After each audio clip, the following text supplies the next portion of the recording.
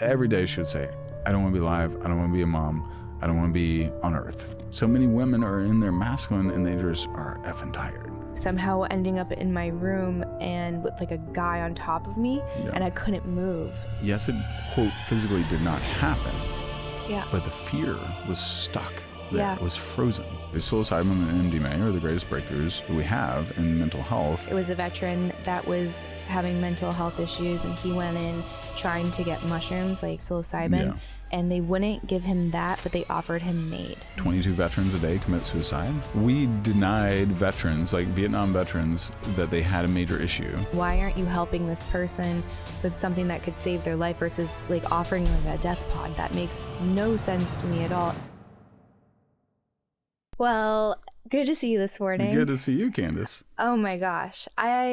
We were just saying how I don't even know where to begin or where I wanted to take this episode. And when I was talking to Eric downstairs, he's like, well, like, how are you approaching it? And I was like, honestly, I just want to, like, what would I want to listen to? Like, what would I find important? And like the science and stuff is really interesting, but I think that there's like so many other podcasts that get like really technical. And what for me is intriguing is like the personal and like the deep and the intimate. And so I think that's kind of where I want to go with it.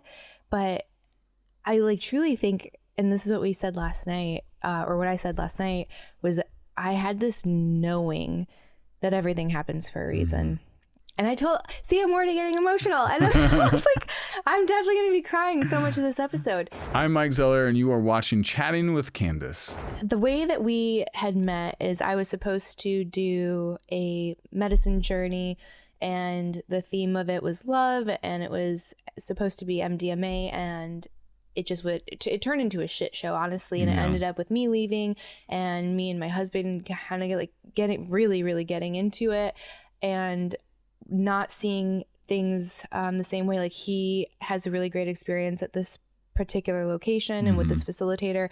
I see something very different, and I chose to listen to myself. And normally I would self-doubt and I would say like, well, maybe I'm broken and just listen to Eric, but like begrudgingly, not because like I trust him or I want him to lead me. It's just like more of a disbelief in myself.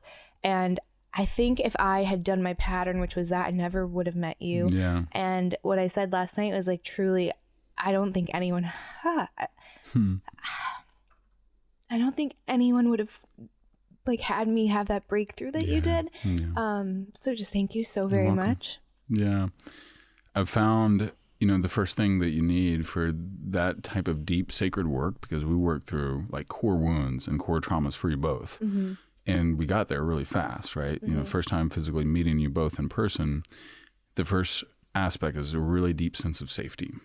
And if you don't have that sense of safety, the feminine can't relax in, the masculine can't relax in. And I've found, for whatever reason, I often can create that sense of masculine safety that creates this container for both energies to surrender in.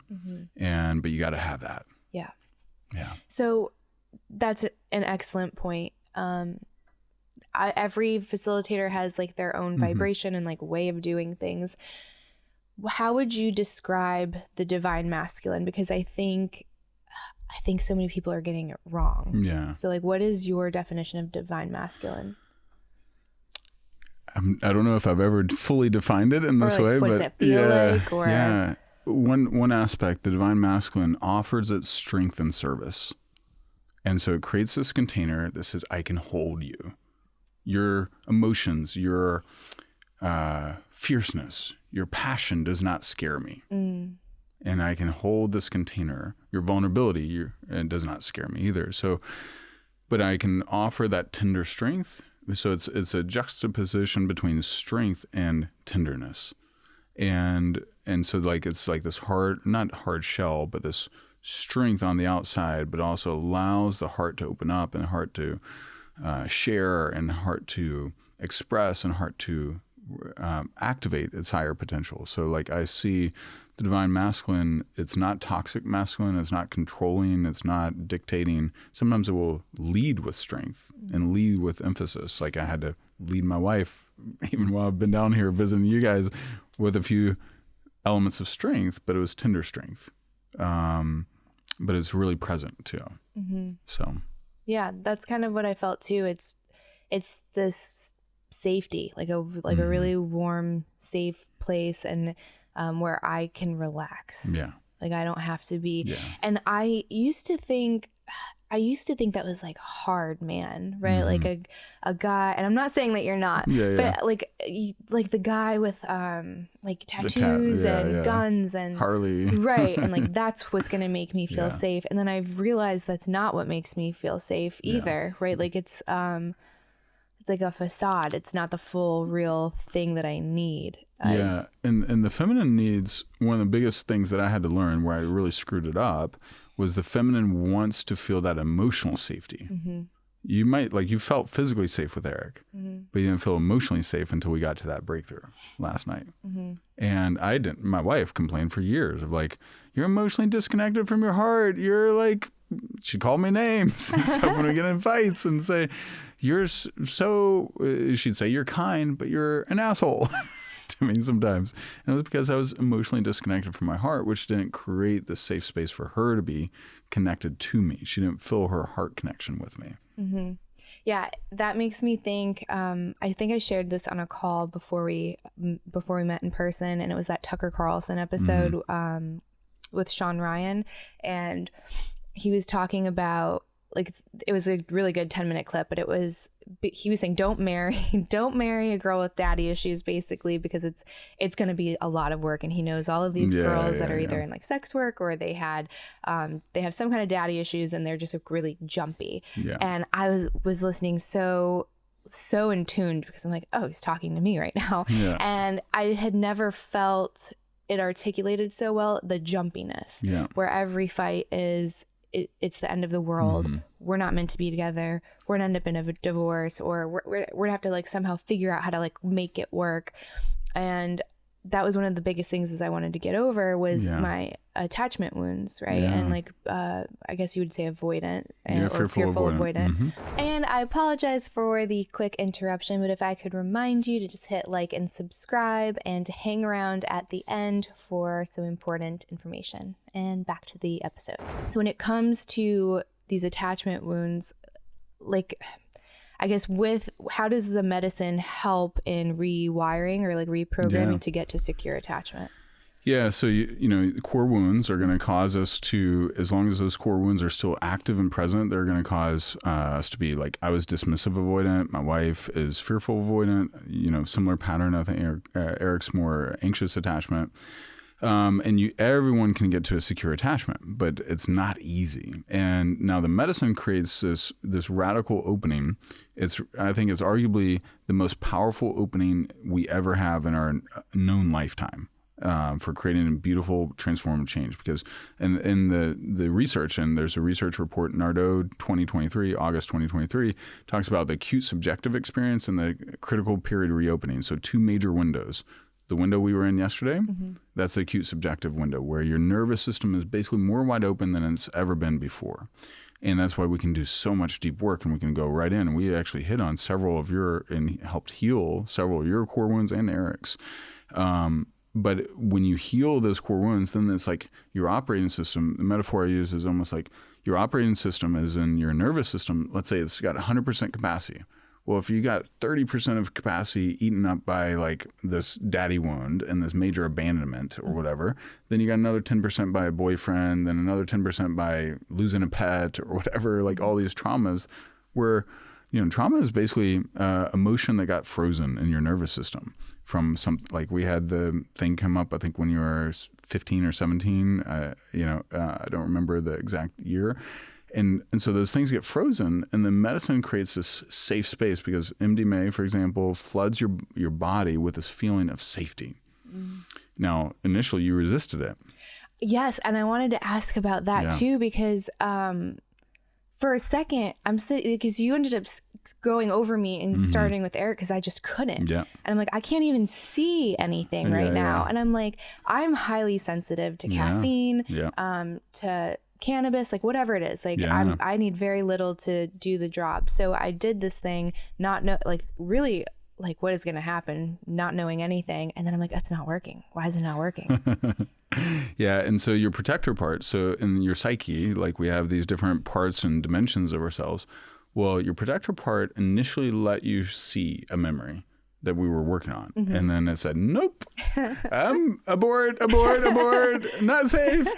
And what I often see with a lot of the female or couple clients that I work with, where they're all like leaders and high performers, but high functioning. But until we work through the husband, the wife doesn't feel safe to open up.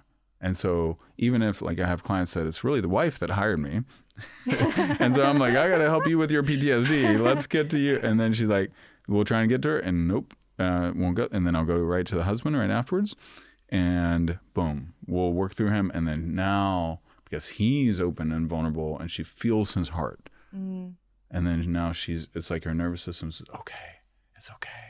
I can come out and play. And that's what happened with you. And then, then I helped you guys get into that physical connection where he's holding you and grounding you.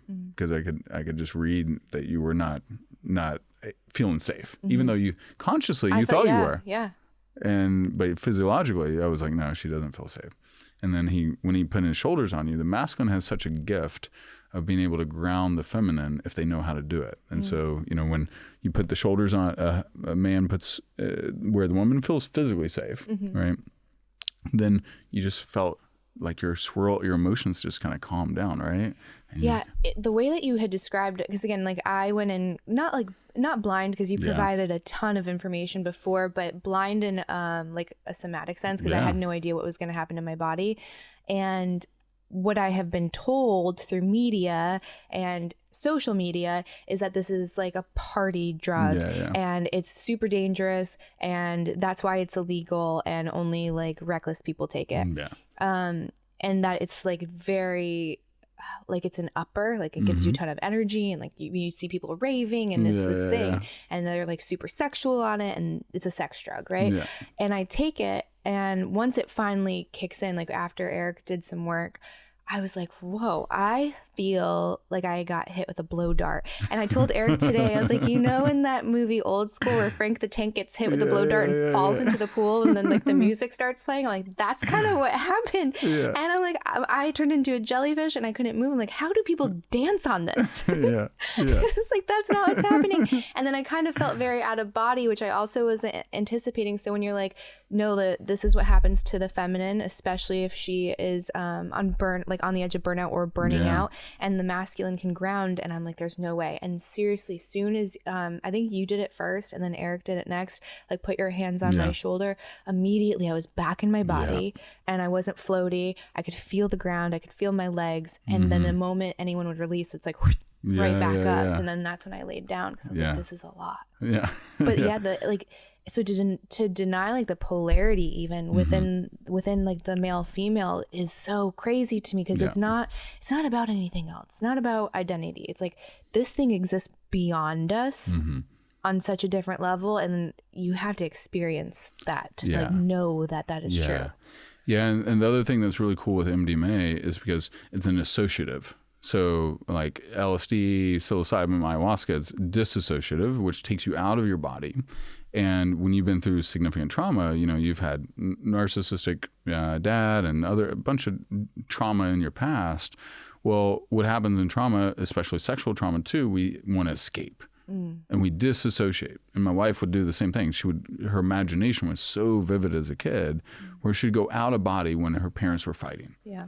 And so how do we heal trauma is like we got to bring you back into the association in a safe way where your nervous system doesn't get re-triggered. That's why like cognitive behavioral therapy does not work very well for significant higher levels of trauma and PTSD because it just re-triggers you. You're talking about it and also you're locked in your head. Well, the memory is stored in your body. The body keeps the score. Well, the reality is your skeletal muscle cells versus red blood cells. Your red blood cells live an average of 115 days. Skeletal muscle cells live an average of 15 years or 5,475 days. So everything that has happened to you for the last 15 years, your body literally remembers in its cells. And then beyond that, whatever happened before, your body also the muscle cells communicated to the new muscle cells, hey, this happened. Watch out for this. This is danger. And so that's a massive thing. You had to get back into your body, and then we had to move through those traumas while you were associated. But the medicine basically says, hey, you're in a feeling of belonging and love and safety, so you can handle this. Because you couldn't handle it under a normal, like things like rape and things like abuse and things like abandonment and, you know, all the things that humans go through. Yeah. Well, you can't handle it without the medicine to face, or you can, but it's so much slower and so much more painful.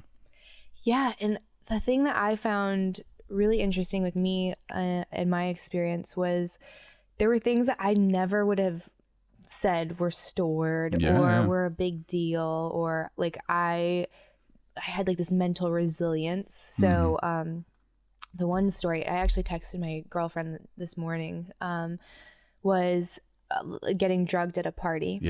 And somehow ending up in my room and with like a guy on top of me, and I couldn't move. And she walked in, and she was like, she didn't really give me a lot. I think she's at work, but I was like, I don't know if you knew what was about to happen or what you were doing, but like you saved me.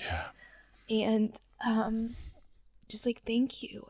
And I thought like, I was like, nothing happened, so I'm fine. And it wasn't. Like I wasn't, and it came up, and it was like my whole body was doing this huge release. And the funny thing was, we were talking about goop, and who was the somatic guy practitioner you talked about? Peter Levine. Levine. I'm like, is that real? Because I'm watching these things and I see these bodies that are just like convulsing, like just doing these jerky movements and like tremoring, and I'm like, that's so fake.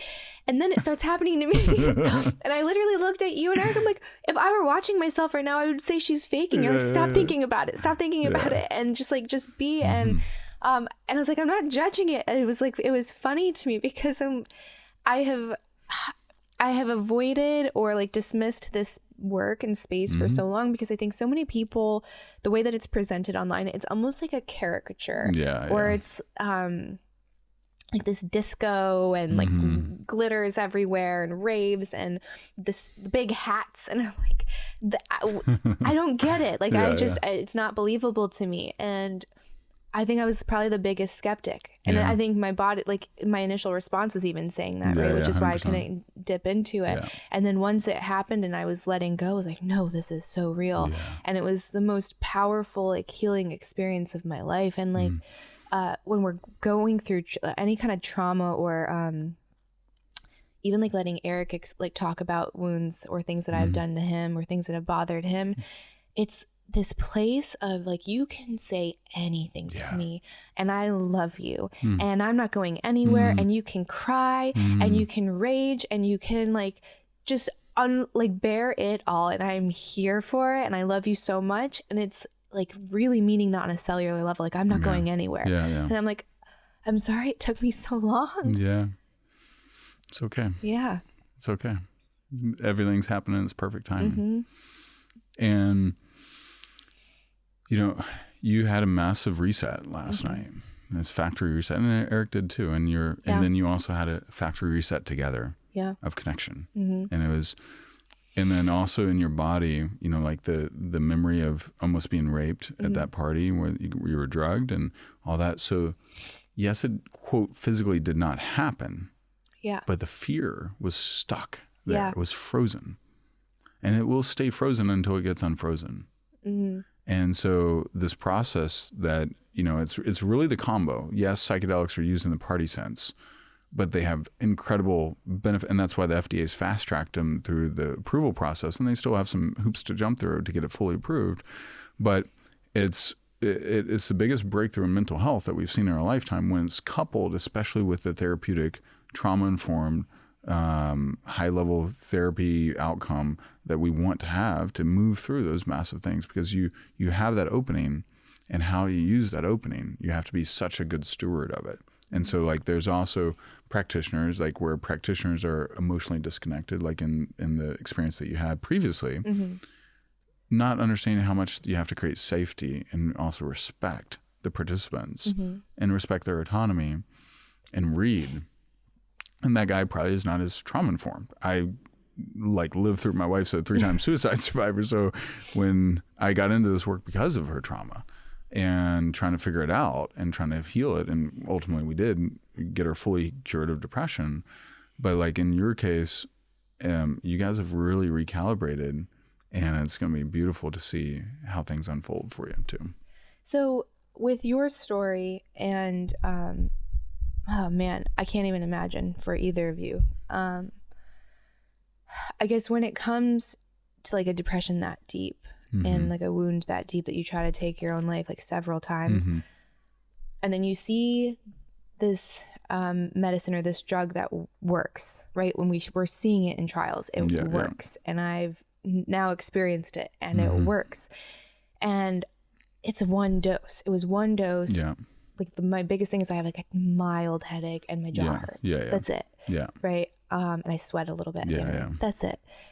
Then you have pharmaceutical companies pushing these SSRIs that have black box labels of violence and suicide. And you have someone who's already suicidal, but that's okay. But we made this other thing. If you take this other thing, you go to jail. It doesn't make sense. And then with that bill that's getting passed, wasn't it rejected or it was like tossed Their back? committee, it's a misnomer. The committee basically gave a recommendation. Now, the committee experts that were on that committee, even the FDA director in the middle of sessions, so you're referencing a committee recommendation on MDMA approved therapy that they're expecting to still vote on. They're still voting in August. So it wasn't the actual vote. Okay. But it was a committee recommendation. And now the appointees of the committee are not psychedelic informed, so they don't even understand the drug side. They also don't understand the FDA trials very well. So I just listened to a podcast with another neuroscientist and MD that's in the space, Apollo Neuroscience founder, and they talked about how the FDA director was even getting frustrated in the middle of the committee because it was like they were in a pissing contest to figure out who could throw the most holes in the study, even though Lycos had worked hand in hand, or MAPS had worked hand in hand with the FDA to design the study, and they were throwing out objections around like the therapy side. Well, FDA is not supposed to regulate therapy. So it's just really a bogus kind of most likely set up by Big Pharma to delay. It's only going to delay. It's not going to stop it. Okay. The approval. The approval. You think the approval is going through? I don't know if it's going to happen in August. It's probably 50-50 versus it looked like a near certainty. And so it's a headline grabber. So now everyone's like, all these, scary things, it's not safe. And it's like, but these big pharma drugs, like I had a girlfriend in after college who's walked home on her roommate who was on a SSRI and shot herself in the brain. Whoa. Done. Right. So that stuff happens all the time. Your odds of getting committed suicide are just as high on SSRIs typically, on most of them. I'm not a scientist, but I've seen data around that. They can help in certain cases, but you don't want to be on them long term. And most of the time, like I have clients that have been on like Lexapro for 15 years. And why? Like that's not a solution. That's a Band-Aid. So do you think when people see that headline, do you feel the general consciousness is like that's bullshit, or do you think that there's still a lot of hesitation and I think people that don't really understand it no, it's total, or the people that don't understand it will be like, oh, I guess it's not going to pass. I guess it's, but people that are really in the know, the neuroscientists, the therapists, the organizations I'm aware of, the leaders, all the biohackers also too, the people that have experienced it, they know it's BS, and it's ultimately going to get passed. Even the FDA director, they are funded by Big Pharma because all the trials goes to FDA, right? They have to pay the FDA millions of dollars for all these trials, but the evidence is overwhelming. It's the greatest breakthrough. Psilocybin and MDMA are the greatest breakthroughs that we have in mental health, and Veterans Administration is desperate. 22 veterans a day commit suicide. Well, I think it's 70% of veterans that were in the study. If I remember correctly, about 70% they had been labeled treatment-resistant depression and treatment-resistant PTSD, meaning the other stuff wasn't working. And so MAPS, if I remember correctly, chose the most difficult participants to participate. And 70% of them got full remission. So like went from no hope, you're stuck, you just have to manage and cope with your symptoms the rest of your life, this is all we got, to you're fully cured based a year later, still no symptoms of depression or PTSD. So, and I see that with my wife, I see that with most of my clients. Essentially all my clients, we will get them to the desired outcome if they stick with the process. Sometimes it's one session, sometimes it's 2 or 3.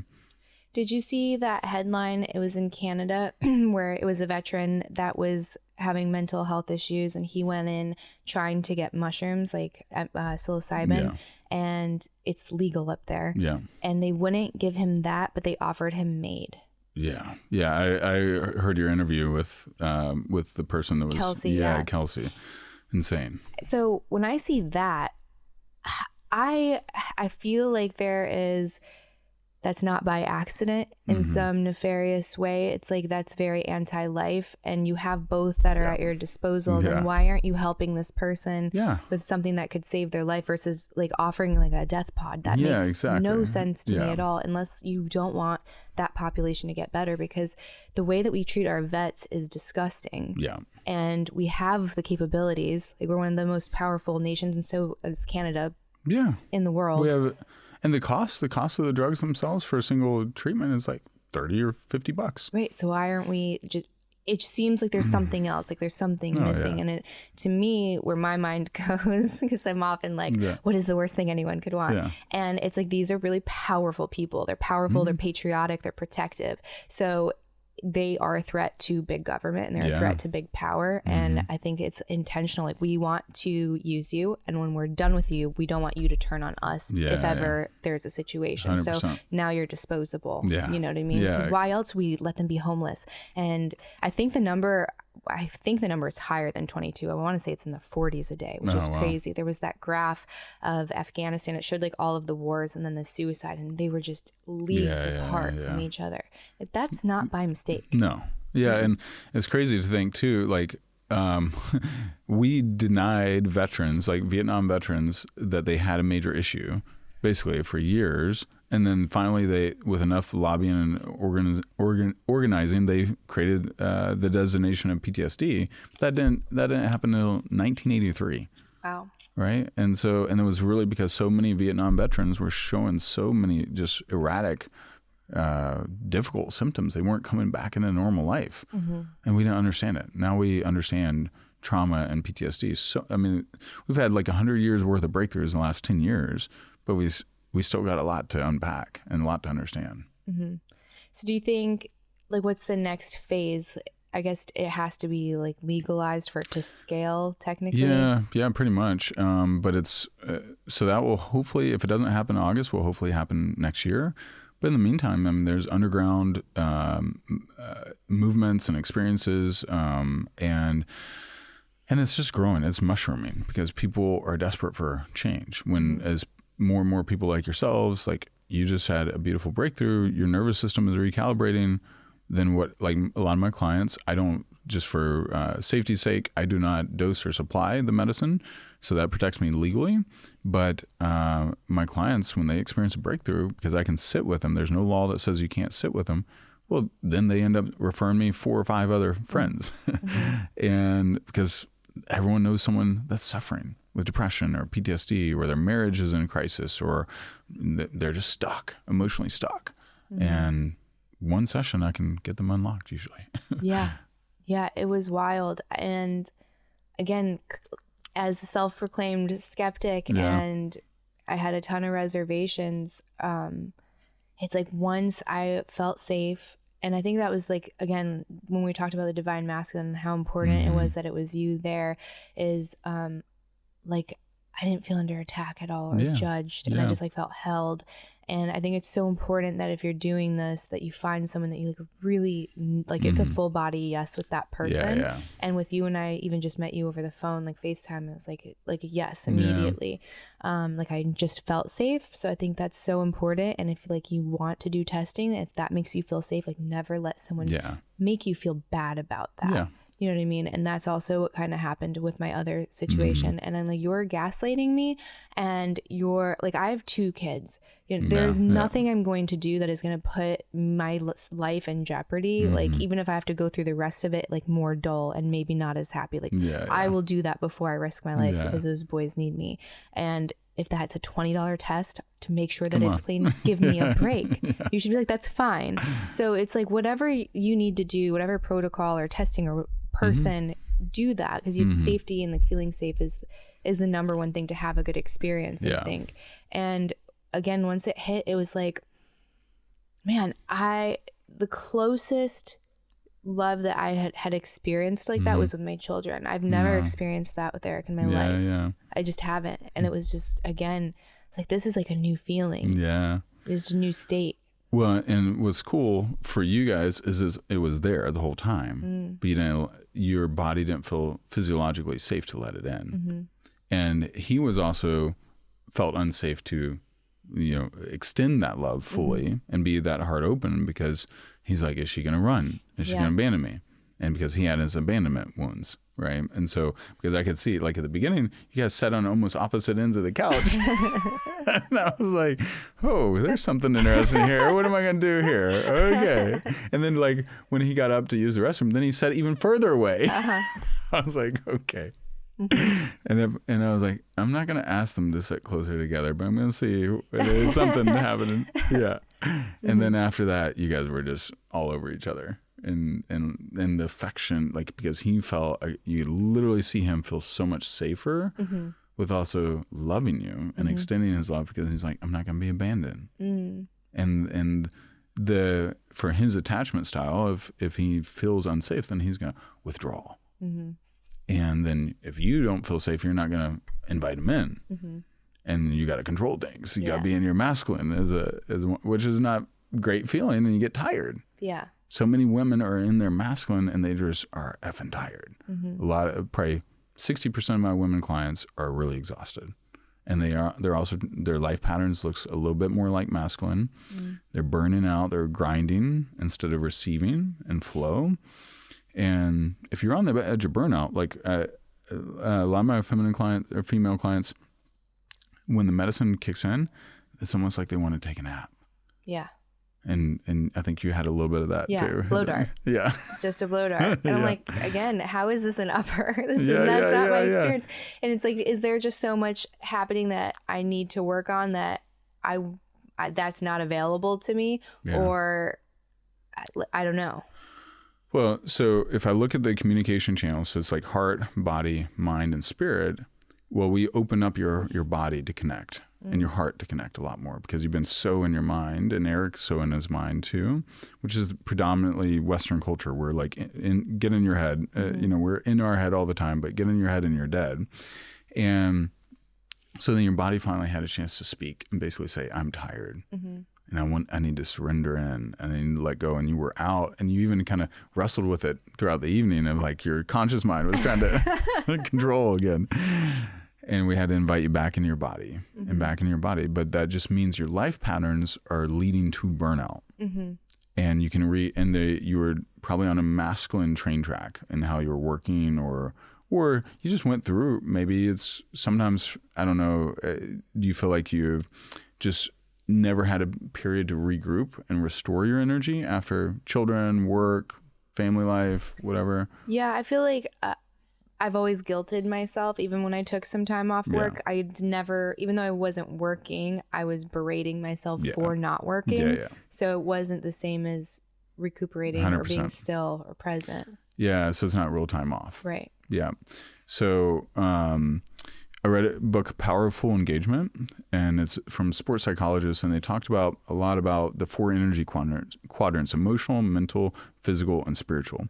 Foundation of it is physical, and they talked about Olympic athletes, and they coach a lot of like pro tennis players and Olympic athletes, pro athletes, corporate execs, and they talk about how we exert really well, but it's two rhythms: exert and then renew, exert and renew.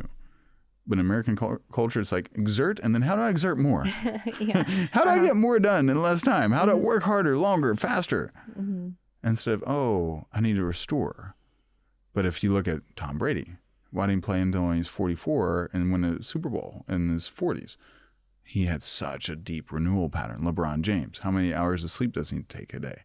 10 hours, 8 to 10 hours usually. He has such a deep restoration plan. But us in Western culture, it's just all exertion. And so like for you and like what I do with a lot of my clients, then we're going to work on recalibrating the energy. And then usually 2 to 4 weeks, I have one client, she just got a massive breakthrough in her career. We did our first session end of April.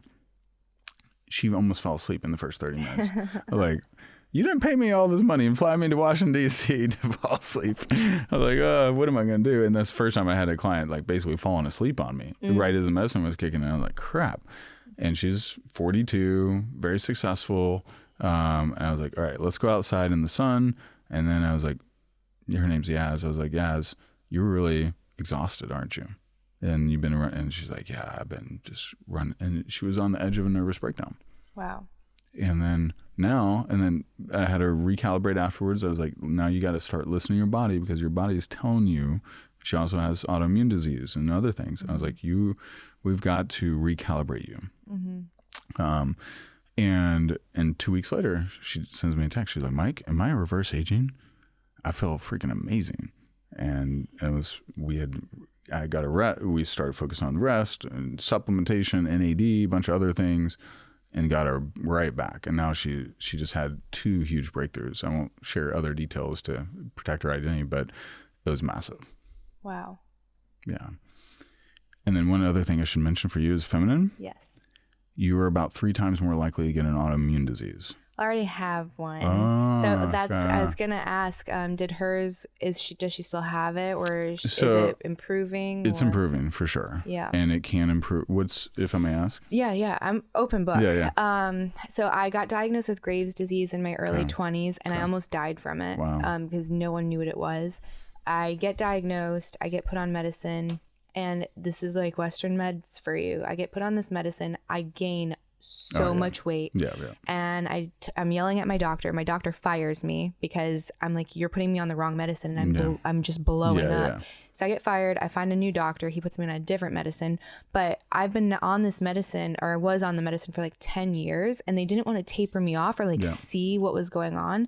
So I felt low, and I kept telling him, like, I don't feel hyper anymore. Like, I feel low. Like, I feel like it's not enough. I can't really lose weight.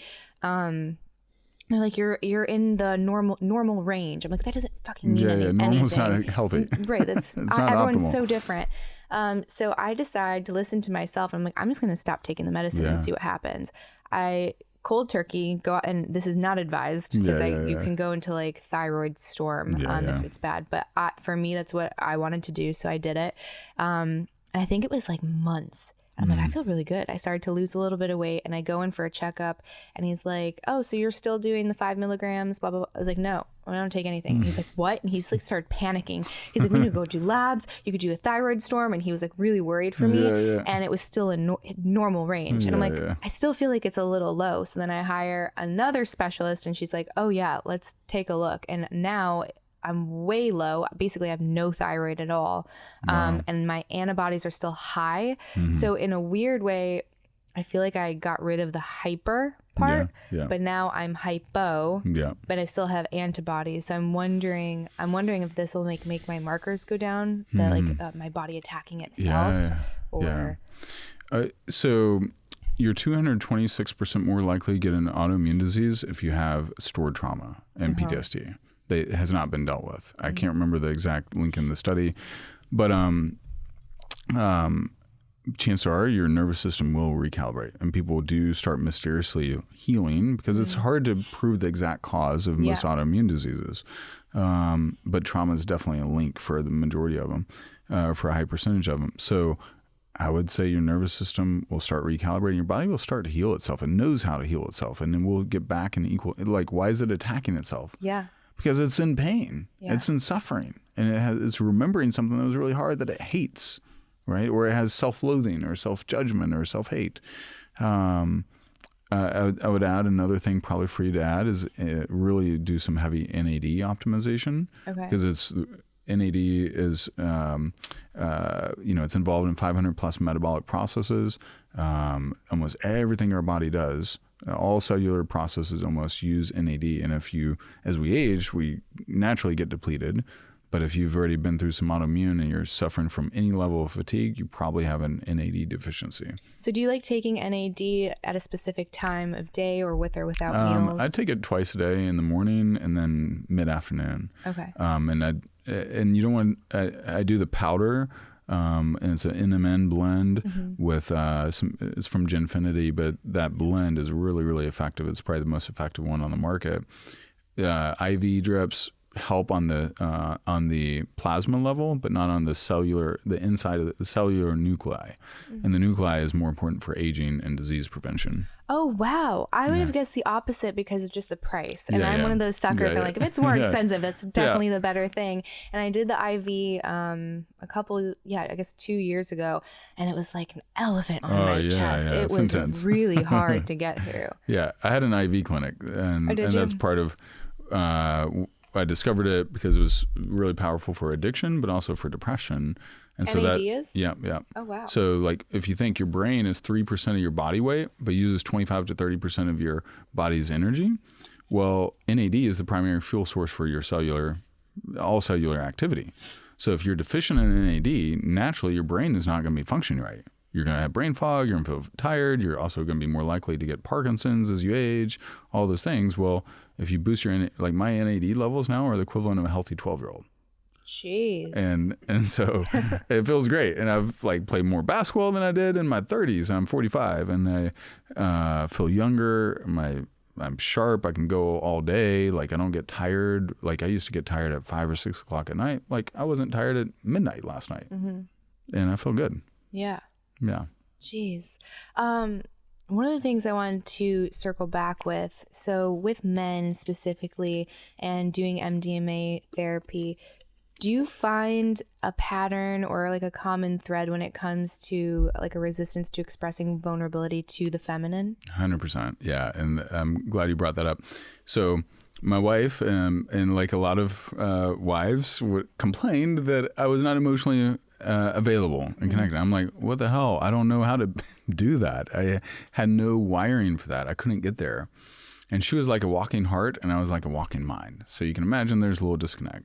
And I was kind, I was loving, but I just did not even know, and I physiologically did not understand how to connect with her emotionally the way she wanted. But MDMA, because it's an empathogen, it floods you with a sense of empathy. It's literally like it creates this new neural pathway of empathy that I never had before. And I can remember after the first time I did it, I was rocking my daughter to sleep. I usually rock, and she was about 18 months old at the time. And I was rocking her and I just started tearing up. I just felt so emotionally connected and so loving to her. And it was like 3 days after the session. And I was like, wow, okay. And then my wife and I could connect, at least for now. Eventually my afterglow kind of wore off. But now I've done it enough that that pathway is there without the medicine. Like I was tearing up with you guys as you were tearing up last night, you know, and I can get there. And like I'll rock my daughter to sleep, probably once a week where I just tear up. I just feel so much love. And my daughter now runs to me in a way she never ran to me when I would come home or whatever, because she feels emotionally safe and connected to me.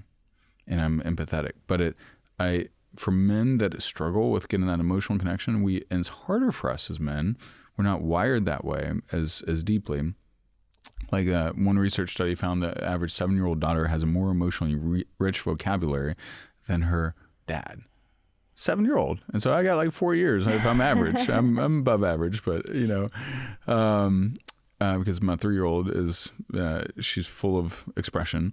But if I want to be emotionally connected, my wife wanted it to, our marriage was on the rocks many different times because of that. That was one of the factors. And now, like, we're better than ever. She feels more love and more heart connection, and I'm able to empathize, and I have that pathway. And I would say before it was a gravel road from my heart to my head, now it's like a 4-lane highway. And I couldn't have got there without the medicine. So what would you say to men that say women don't actually want to see vulnerability, or let alone a man cry, because the minute that they show anything, that she'll see it as weakness and leave?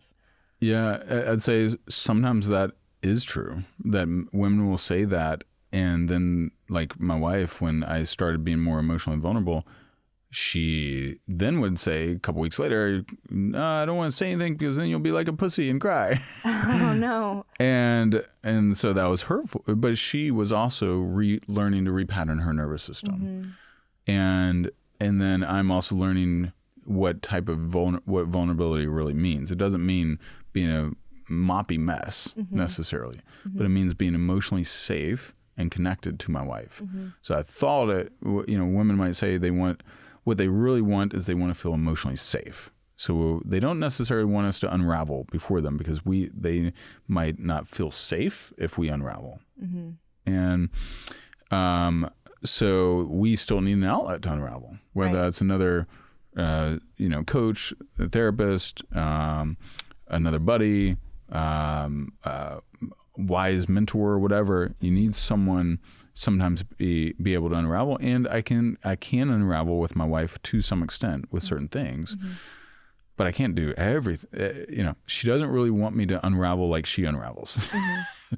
She needs me to hold space for anything and everything, and she has her girlfriends for that too, and her sister, but I've found, at least in my work, that the women, when they say that, they just want the emotional connection. That's really what they want. Because if Eric is a soppy mess for like weeks, you're like, you have to shift into masculine. Yeah. So, and men, we don't really want to be a soppy mess anyhow. That's not not as natural for us. Yeah, I think. Yeah, and I think that there's a difference too between like wallowing and not letting the emotion pass through you versus just one honest expression. And I've had men in the comment section say that they took advice and they were vulnerable and they cried for the first time in front of their girlfriend, and now it's their ex-girlfriend. And I think it's got to probably be a balance for a man. I know it's going to be different than for a woman. Like, you can't bear all of it all of the time. So being selective with it. But I would also have the counterpoint that if she's so scared of seeing you, then that's not your fault. Yeah, correct. Do you know what I mean? Yeah, it's like my wife had to heal and repattern some ideology around what authentic masculinity looked like for her. Because she grew up in a very, toxic masculine environment. So 100%. And now we have that, but I would say, men, it's scary to emotionally unwind and cry, but, and that's not even necessarily the ultimate barometer of like emotional vulnerability. Right. Do you cry? Yeah. But a lot of men I've worked with haven't cried in 20 years too. And then finally they open up and release too. Yeah. Yeah. So I think too, like being intentional with your partner, and sometimes realizing it's not the partner for you, or working together to where you're both operating at a higher level, so neither of you are scared. Yeah. And ultimately too, I see a lot of men where we need to be able to learn how to process our emotion instead of burying it and suppressing it. And when we bury and suppress it, then it often comes back out as anger. And that also doesn't make you feel safe. And like one of my clients right now, he's controlling his anger, but I'm actually trying to get him to unlock it. Like anger management? Yeah, exactly. Yeah, I want it out. So he's like, be a raging bear for a moment, not with his wife, but be a raging bear to release it, because it's so suppressed and so tightly controlled. And that's making his power, that's robbing him of his power. When you're your emotion, the Bible says, guard your heart, for it is wellspring of life. Jesus and other spiritual leaders talked about, you got to love with all of your heart, all of your mind, all of your soul, all of your body. Like every aspect of you needs to be involved. But if a major chunk of it is cut off, well, your heart is like the source of creativity, the source of inspiration, the source of your magnetism. Heart Math Institute has found that the heart is 65 times more electromagnetically powerful than your brain. So it sends out a stronger electromagnetic field that can extend up to 8 feet. But if you're disconnected, it's like a dead zone. How's that measured? ECGs. Okay. Heartmathinstitute.org. They have a lot of research on it, but it's like literally if you're in heart coherence, which is where you're just connected and you're not in bitterness, not in rage, not in any of that, but you're just in this loving centered state, your electromagnetic field actually extends out 8 feet. If you're not, it's like inches. And so this is even kind of older technology. I don't understand it all right now, but you can feel it when you walk in. Like I've been to a bunch of Tony Robbins events. The dude is connected and he's present. Joe Dispenza, Oprah, Michelle Obama. So when people are in heart coherence, like I feel you guys are in heart coherence now. You didn't start the night off in heart coherence. No. So, and you're in a glow. And there's this trust and this energy and rapport that happens when you're in heart coherence. Yeah, it's I've been like so cognizant today of like what I'm listening to. I haven't been on my phone, and even when I went to put music on when I was getting ready, I'm like, what playlist do? I don't want to like take any like anything that's going to kind of bring me down or like lower the vibration at all. What is the protocol to like, I guess, keep all the benefits for as long as possible, and then be able to integrate it to where you're not like using something every other week or right? Like you're not relying externally to get there, and like you can trust your body to get back. Yeah. So I really think it comes down to about 4 or 5 things. First, like after the session, so back on the neuroscience side, you have this acute window, acute subjective experience, which is while you're on the high. And that's 3 to 6 hours for most medicine. For MDMA and psilocybin, ketamine is 30 minutes to 2 hours. LSD is like 8 to 10 hours. But the 2 weeks after, up to 2.5 weeks, you're in this critical period of reopening. And it's basically where your neuroplasticity is equivalent to a healthy, like 2-year-old, at least in terms of social learning. And so you're more prone to anything you do the next 2.5 weeks is going to be anchored in. And so you have a chance to reframe. You have neuroplasticity. Pressure's on. Well, you can enjoy it. You're still going to do the normal things, right? But do like the playlist that we used, where it's just a very pleasant and high vibe playlist. So listen to high vibe music, do breath work, meditation. So that'd be the third thing. I love sound baths because your nervous system in particular was in such a high anxious state unconsciously to some extent, or just not feeling safe. You want to keep recalibrating it back to safety. And then I'd say that there's another exercise called a heart coherence exercise I have on my YouTube channel, where you just kind of connect with your heart. You put like both hands on your heart and you just breathe into your heart. It takes like 2 minutes. And you just bring your attention and your focus to your heart. Notice what you're feeling. Notice what you're experiencing. Just breathe into your heart and feel your heart. We won't do the full thing, but you just feel and connect to your heart. And then you can also ground, like you might, for you guys, I would have Eric ground you on a daily basis. Just put his arms firmly on your shoulders so you don't float off, but not force you into the ground. Not like a tree post or something. But hold you, connect from the heart, and notice what you're feeling. And then also minimizing the toxicity, minimizing like exposure to difficult, high stress people or situations for a couple weeks. And does that go the same with books and podcasts and movies? All of that. Be very like don't go watch, Game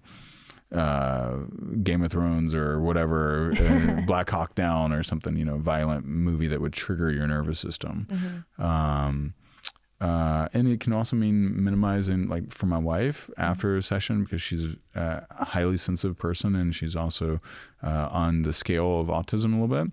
So being around my daughter too much triggers her. And she loves my daughter. She's a great mom.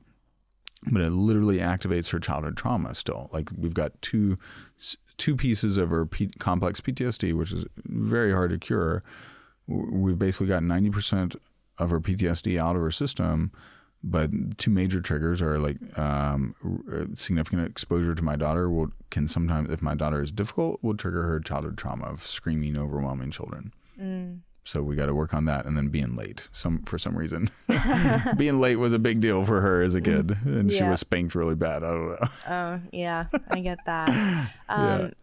That's interesting with the neurodivergency. Do you notice anything different with medicine work and being neurodivergent? Yeah. Sometimes, not every medicine is safe for everybody. Right. And so I got to understand their psychological makeup, their history, their mental health history. Also, if they're on any medications, we want to go through all that, like I asked you guys. But you want to know, like for example, I would not give someone a disassociative if they have been traumatized or scared by disassociative experiences, meaning like they did marijuana and it took them off on a wild, crazy journey, and they have a lot of trauma around that. And part of the process that I use, we do MDMA first and then psilocybin afterwards, because MDMA already floods your body with a sense of safety, and then it makes a dissociative really powerful. And like even for you with some of the trauma that you've been through, we needed to first get you associated, and then I want to heal, release the emotion, unfreeze it, move it out of your nervous system, and then allow your nervous system to recalibrate, and then bring in a little bit of a cognitive dissociative that also helps you tap into spiritual connection, which you guys had last night, right? Yeah. So that was only my second time doing like a bigger dose of psilocybin. And I was definitely nervous because we did, that was so cool. The body testing. Yeah. I couldn't believe it. So you would ask me a question and there was something that I would be convinced, like I know the answer. The answer is I don't want this, or I don't want more of this. I don't want to do that. I'm fine with this. And my body was almost the entire time saying the opposite of what my mind was saying. And I chose to listen to my body because that's, why you're here. And I was trusting you in the experience. And I'm so glad that I did, because I was definitely nervous. But when it kicked in, my first time I did it, I didn't have a wildly visual experience. It was just like more in my body, like just kind of tremors, and then no context to it. So I'm like, I don't know why I'm shaking, but I'm just going to trust that I needed this. And the time that we did it last night, I was like, Eric was actually getting kind of annoyed, and then I caught myself. I'm like, no, like be here with him. Like all of this is not why you're here. Because I was trying to share with him what I'm seeing, and he was getting frustrated. I'm like, okay, so I stopped. But like I saw geometrics everywhere. I saw like creatures in the beams, and they were like playing, and they were kind of like sending down these patterns. And then towards the end of the night, it was like this bright teal, like light blue language everywhere. Wow. And I didn't know what it was. Like, I'm like, I can't read this. And Eric's like, oh, so you shouldn't have said that to yourself because you would have been able to read it. And I was like, dang it, I'm such a novice. So like maybe next time. And I was like, I think it again goes back down to safety. And I'm like, I've allowed it to actually get in. And then I was able to see, because Eric always has like these really visual experiences, and I'd always be like, how come he goes to Harry Potter land and I'm sitting here shaking, and that's all, you know what I mean? And I think it was like congratulations, great high. You're shaking. Lot of resistance, it was like me fighting the medicine. And what's really funny is the first time that I did psilocybin, I brought one of my friends, and she's very type A, and she did a huge dose, and she's half my size. Nothing. Stone, like she's just sitting there eating, watching me with my eye mask. She's like, I don't, and then I'm telling her my experience. She's like, I don't understand. So it's amazing how much you can fight something. 100%. Yeah, you can override a lot. And I had another client. She's oral surgeon and grew up Japanese. She's Japanese, but she, her parents never told her I love you, never said those type of things. Well, she does the medicine and she resists and resists and resists. And of course she gets a massive migraine and a headache the next day. But she also, when she did surrender in, she opened up and she was so affectionate and expressive, more than she'd ever been. And like my wife and I saw her, like it was in a ceremony, and it was like, wow, she is such a sweetheart. We could see her, but she's so type A and so controlling that when she resisted, she didn't experience anything. But when she let go, she opened up in a beautiful way. So it is so much about surrendering in. Yeah.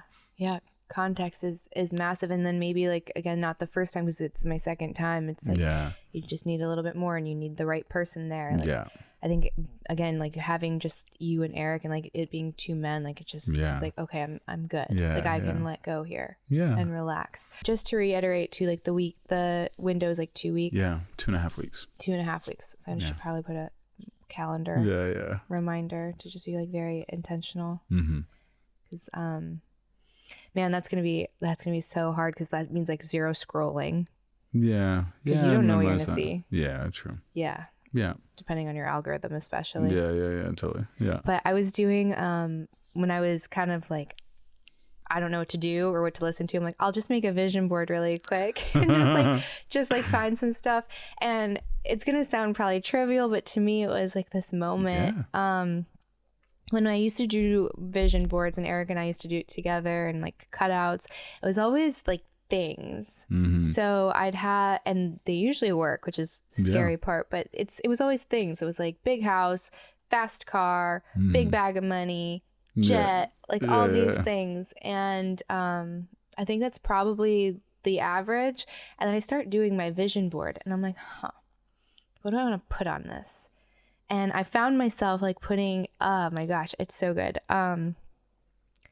Like emotions, like moments. Like if you were to like capture moments of someone's life, I'm getting emotional again.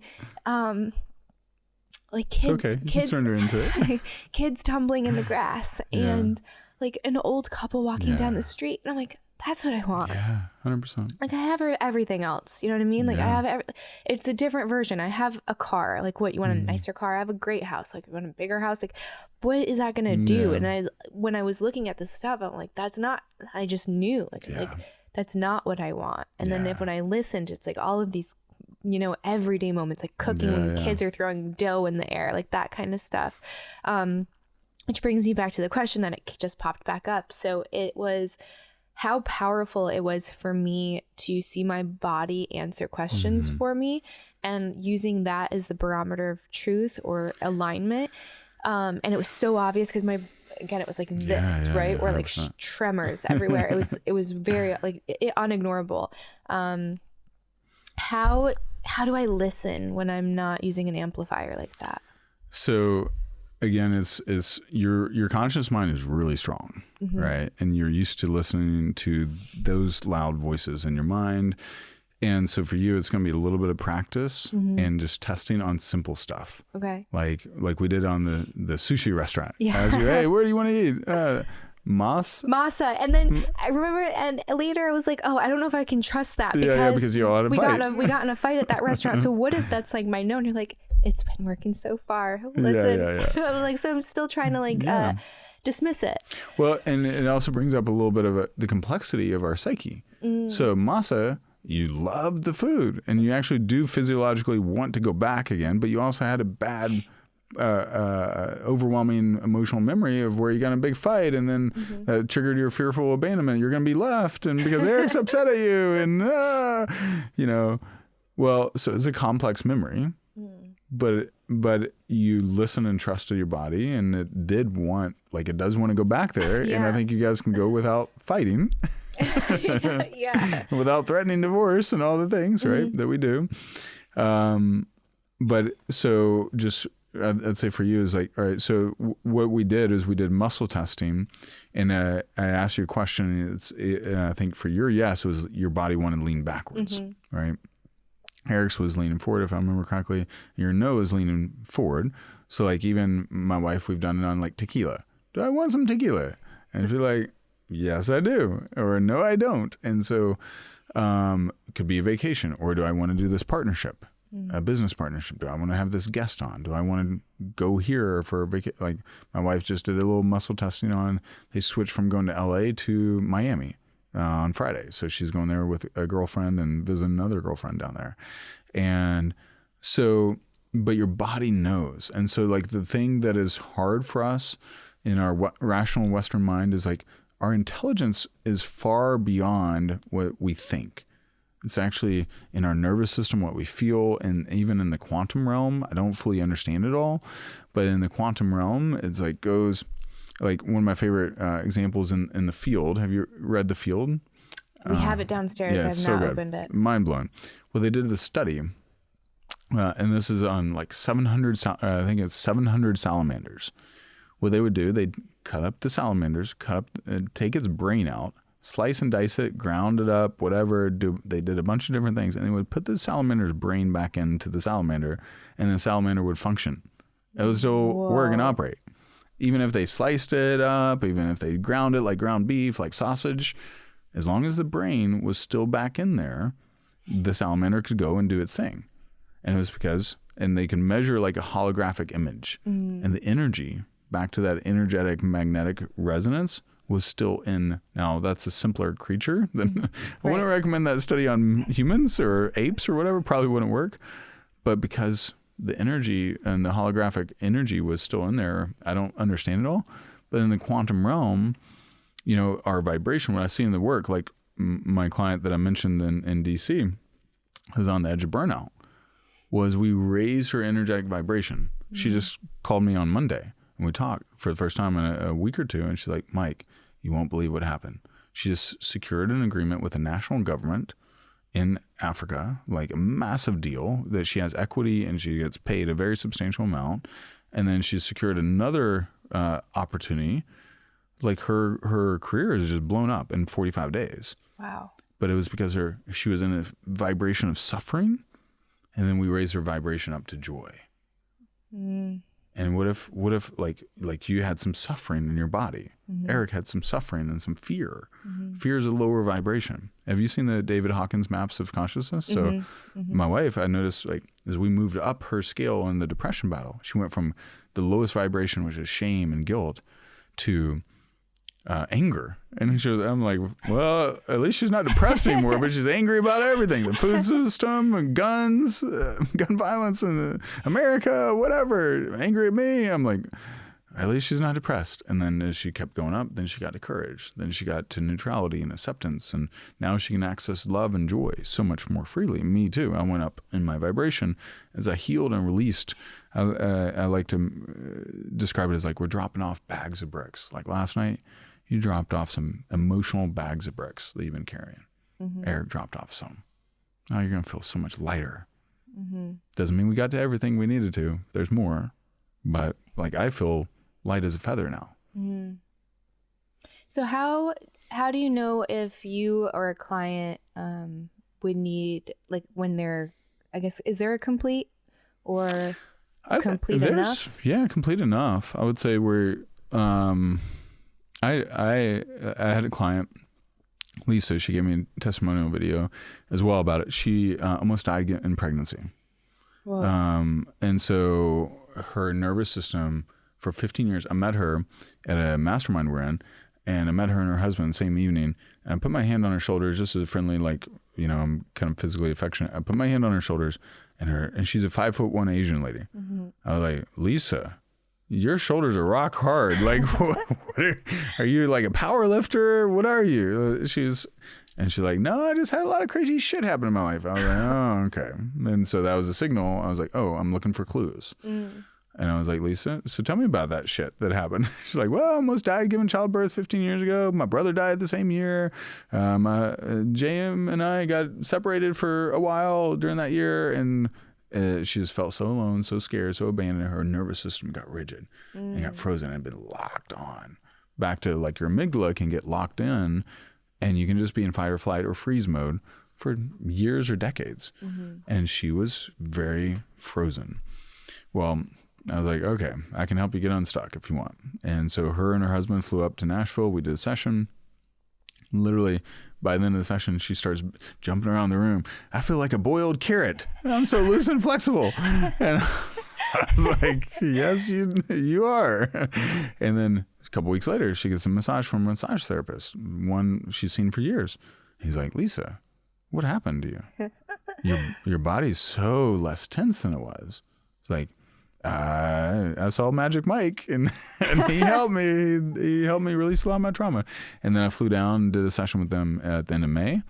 And then a session I was like, Lisa, because, you know, I go through and ask your body, what does it want to release? What's stored in there? What is overwhelming? What is scary? Once we get your conscious mind to relax and your subconscious to speak. And I went through like two more memories and she was good. And then I anchored her to a positive one at the end. Her higher self, and this was like fun, playful Lisa. And I was like, Lisa, I think you're complete. I don't think we need any more. I mean, she might maybe do one a year from now as a recalibration, but I think she's good. So some heavier cases, like I have one case that's going to be 3 sessions. I have another scenario where it's another couple that man, massive amounts of abuse. And they're prominent leaders in their space. The guy's the top YouTuber in the world on his platform. And it's probably going to be 2 or 3 at least with them. But a lot of the clients, it's 1 or 2 and we're good. Wow. Yeah. And even that seems like not a lot. No. Not a lot at all. Yeah. I mean, we recalibrated my wife's whole nervous system in basically 7 months. From suicidal, not wanting to be, every day she would say, I don't want to be alive. I don't want to be a mom. I don't want to be on earth, almost every day. And have panic attacks 3 to 5 times a week. And 7 months later, basically depression fully gone, 90% of the PTSD gone, and panic attacks haven't had one since. It's so powerful. Yeah. Which makes me so pissed that it still hasn't been pushed through. Like how many lives this could save. And not even just the individuals taking it, but if you consider the family and the lineage, right? And all of those roots, like how many lives are saving. Oh, heck yeah. The marriages, like I have a lot of leaders that I work with where their marriages have been on the. I had one client, Julia, she came to me. Actually, I met her at that same event I met Lisa, and she was literally physically in the middle of a conversation with a divorce attorney who was in the group too. And she was separated from her husband for six months at that point. I was like, well, Julia, I have another option for you. She flew up to Nashville early in March. We did a session. 2 hours after the session, she sends me a text. She's like, Mike, I just had the best conversation I've ever had with my husband. The best conversation I've ever had as alive, period. I love that man. I love that man. I asked him to teach me how to love. I have no idea how to love. And she let go of 9 years. She said she let go of 9 years of bitterness and resentment. Wow. And they've since, and then also she verbally talked through her business challenges because she was not only in a marriage crisis, she's CEO and owner of her business, and they had some massive problems to solve. Well, she talked through all of them, and we kind of worked on a game plan because this creates a gateway for accessing your higher self. So it's not just to heal the trauma. I want to access your higher self like we did at the end last night too. So it's not a traditional pure therapy type deal. Because in my background is like, I don't want to just get you unstuck. I want you at your best. And as of less than 3 months from that session, totally solved her business crisis. Like where she was like, I'm going to lose the business, to now it's fully solved. And it wouldn't have happened if we didn't process through the heaviness because her amygdala was locked in. So she's in fight or flight. You can't access the other parts of your brain if your amygdala is locked in. And most of the time, and we just also, you look at what we went through as a culture with COVID and everything, our amygdalas get locked in. We need to release and reset. So do you think part of it, it's kind of like that Einstein theory where it's like the energy that created the problem can't solve the problem. So you have to get to a different level of 100%, consciousness. 100%. Yeah. And so the medicine, yes, you're not going to be in this permanently heart open, vulnerable state. You can't, what's going to happen is you've created a new option. It's like you're going down a highway and there's a new exit ramp. And at the beginning, there's only like a McDonald's and a Shell gas station, right? But the exit ramp to stress and anxiety has a lot of stuff. It's got an outlet mall, it's got all the restaurants, it's got a bunch of hotels. You're really familiar with that. You will bypass at times the pleasure, joy, peace exit ramp, heart connection ramp, and you'll go to the stress ramp. But now, hopefully the next few days, next few weeks, you're going to access this other ramp, this exit a lot more, and you'll start building more stuff. And that will become more and more familiar. So after one session, they don't even go down the suffering ramp. So, but it just depends on which environment you put yourself back into and your life patterns. If your life patterns reinforce stress and anxiety, then we have to also repattern those while we're repatterning your nervous system. Otherwise, you're just going to go right back into stress and anxiety. So, if that makes sense. No, it does. I think that's why this morning I was trying to be so intentional to the point where I was like, maybe I'm just going to get ready in silence, because I know, again, because of my reaction last night, that there's like I'm behaving in a way or setting my life up in such a way that is exhausting me. And I 100%. Need to figure out how to get rid of all of that noise so that I can use these benefits for the long term. Yeah. And your body, it's remarkable what the body intelligence, it wants to lead you to healing, like your Graves' disease and thyroid, the emotional elements. It wants to lead you to joy. Your higher self wants to lead you to that. And you are trusting, and you are doing you're being curious and open and exploring, and you're going to get there. I wanted to get a little bit more clarity with the body muscle testing. Yeah. So if someone's never done this before, can you walk me through how you find your yes and your no, and then just like the protocol of asking your body? Yeah. So a simple process for muscle testing. First, I'm going to guide people to a little bit of breath work. And in this visualization, after say 4 rounds of the 4 seconds, exhale, leave empty for 4 seconds, breathe in through your nose for 4 seconds, hold for 4 seconds. It's Andrew Weil's breath method. Then that helps your nervous system kind of get back, it helps you get back into your body a little bit. Not everyone can do it, just that alone. But then I lead to a visualization where you're talking to your conscious mind and your subconscious mind at a table. You express gratitude. And that's a big thing, because then you want the different parts of you to see and to feel seen, acknowledged, and heard. And so that's why we did that multiple times. And so your conscious mind, we want your conscious mind to relax. So it's not going to relax if it doesn't feel seen and appreciated. And then I also reminded verbally, very intentionally, with phrasing of let your conscious mind know that it is okay to relax, that she will still be fully present and she can come back in if needed, which she did a couple times. But then we let her relax again and let your subconscious mind speak. And then we do the muscle test after the breath work and after the visualization and after you've made a conscious or unconscious agreement in your nervous system. And then we ask a simple yes or no question. It has to be a yes or no question, because otherwise your body gets confused. And I like to start with something easy, like what's your favorite food or favorite restaurant? All right. Would you like to eat there sometime in the next 2 weeks? And then see which way your body wants to lean forward. If it's yes, and if your favorite restaurant is yes, you would like to eat there the next 2 weeks, and your body leans forward, then your forward is yes. Double check it, do it once or twice.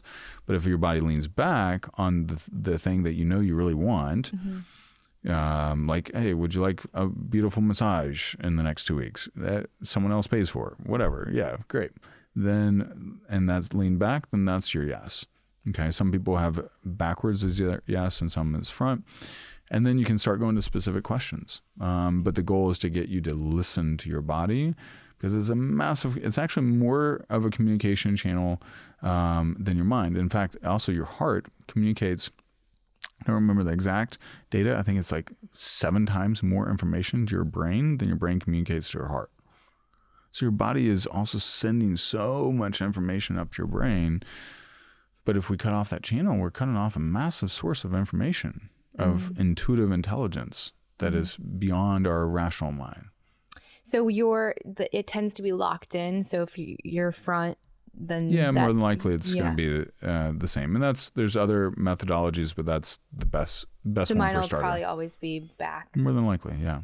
Do you find, because Eric's was forward and mine was back, is there a difference between the sexes? Or typically, or no, it can go 50-50? Yeah. Okay. Yeah. Yeah, I was like, I wonder if it's because like lead follow. Who knows? Yeah, I don't know. Yeah. But yeah, it was really cool. I'm like, I want to do this with a lot of things. Yeah.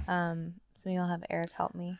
And one thing too, for you guys as parents, the other thing that I would encourage you guys that I'm practicing and learning myself, and I know you're reading the Gabriel Mate book on it as well, but like you can help your kids, your boys, develop some of that body intelligence and awareness. So, because what happens is in life is if you project out 20 years, if I lead a life that is disconnected from my body, then I'm going to get into relationships, partnerships, agreements, patterns that my body really doesn't want because I've been disconnected. And we've all done that, right? But now as we become more whole and more integrated, then we can pass that on to our children and also help them learn how to emotionally self-regulate and be heart connected. Like your children, up to age 7, your children are in a hypnotic state, alpha wave. And so like you can be really intentional about basically programming their nervous system. And they're still very pliable as they get older too. So is there a way, like, do men need to be grounded similar to women, or is it like what is their version of grounding? Yeah, and I would label it even more masculine and feminine because there are some more feminine men. Yeah, that's true. And but not really. Like if you put your hands on Eric's shoulders, he's gonna be like, okay. He's not gonna feel anything. Right. Like I've literally gone to a man and he's like, okay. And he just literally doesn't feel anything. And woman, I go right over to a feminine woman and she's like, I just felt everything calm down like you did.